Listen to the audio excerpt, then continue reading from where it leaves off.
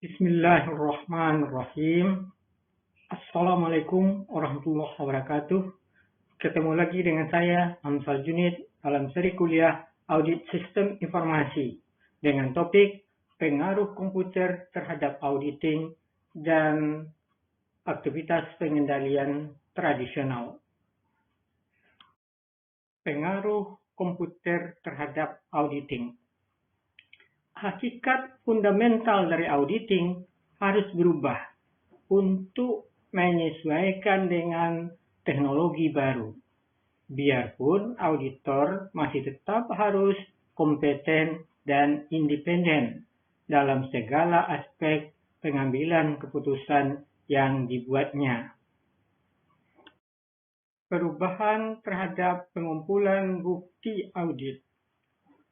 Pengumpulan bukti atas reliabilitas sistem komputer biasanya lebih kompleks atau lebih sulit dibandingkan dengan pengumpulan bukti atas reliabilitas sistem manual. Untuk memahami kontrol teknologi tidaklah selalu mudah. Tambahan lagi, evolusi yang berkelanjutan atas kontrol teknologi menjadikan lebih sulit bagi auditor untuk mengumpulkan bukti tentang reliabilitas kontrol tersebut. Perubahan terhadap pengevaluasian bukti. Pengevaluasian bukti biasanya lebih sulit karena pertama, auditor harus memahami situasi di mana kontrol berfungsi dan reliable atau apabila kontrol tidak berfungsi. Auditor juga harus mampu menelusuri konsekuensi dari kekuatan maupun kelemahan dari sistem. Pengaruh komputer terhadap aktivitas pengendalian. Sistem informasi berbasis komputer mempengaruhi aktivitas pengendalian. Ada unsur aktivitas pengendalian yang diadopsi dan ada pula yang harus diadaptasi. Pemisahan tugas. Pada sistem berbasis komputer tetap harus ada pemisahan tugas, tetapi pemisahan tugas secara tradisional sering tidak dapat dilakukan atau tidak perlu dilakukan pada sistem berbasis komputer. Tambahan lagi, pada sistem komputer mikro, pemisahan fungsi hampir tidak mungkin dilakukan. Pendelegasian wewenang dan tanggung jawab. Pada sistem komputer, pendelegasian wewenang dan tanggung jawab menjadi tidak jelas dan sulit karena banyak sumber daya yang harus digunakan bersama-sama oleh user. Tambahan lagi, garis wewenang dan tanggung jawab menjadi kabur dengan berkembangnya end user computing. Personel yang kompeten dan dapat dipercaya. Kekuasaan besar akan dimiliki oleh orang yang bertanggung jawab terhadap pengembangan, pengimplementasian, pengoperasian, dan pemeliharaan sistem informasi dalam organisasi. Dan untuk memastikan apakah organisasi telah memiliki personel yang kompeten dan dapat dipercaya, sulit untuk dilakukan. Sistem otorisasi. Ada dua jenis otorisasi. Pertama, otorisasi umum dalam bentuk kebijakan yang harus diikuti organisasi. Dan yang kedua, otorisasi spesifik yang diterapkan pada masing-masing transaksi.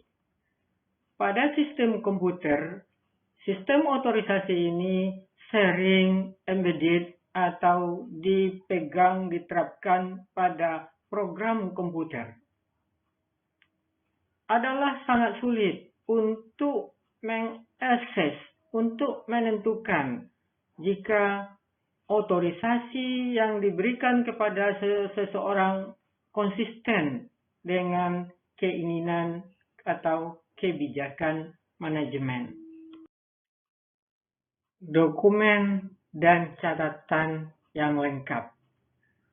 Pada sistem komputer, pelaksanaan dan pencatatan transaksi mungkin tidak didukung dengan dokumen, sehingga tidak tersedia audit trail. Dengan tidak adanya audit trail ini, hendaknya tidak menjadi masalah bagi auditor, selagi sistem sudah mencatat semua transaksi dan catatan tersebut dapat diakses oleh auditor. Pengamanan fisik terhadap aset dan catatan. Pada sistem komputer, semua catatan terpusat pada satu lokasi, yaitu di lokasi fisik sistem komputer. Sehingga penjahat, orang yang berkeinginan melakukan kerusakan, tidak harus pergi kemana-mana untuk melakukan kejahatannya. Supervisi manajemen yang memadai.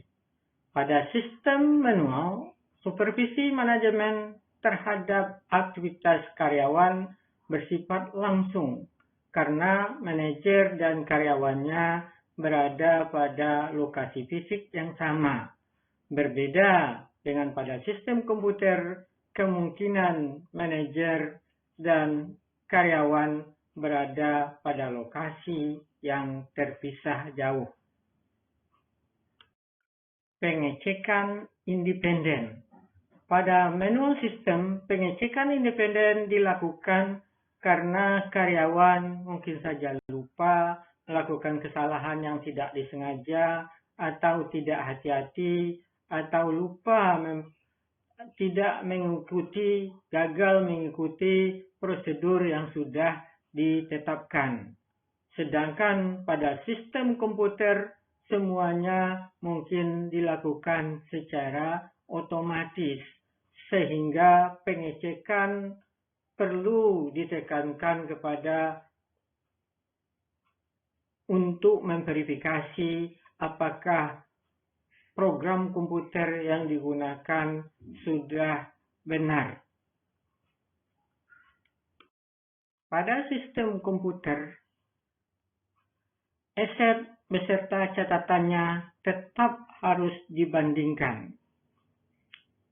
Aset dan catatannya harus dibandingkan secara periodik untuk mengetahui adanya ketidaklengkapan atau ketidakakuratan pada data, dan untuk mengetahui adanya kelebihan atau kekurangan pada aset.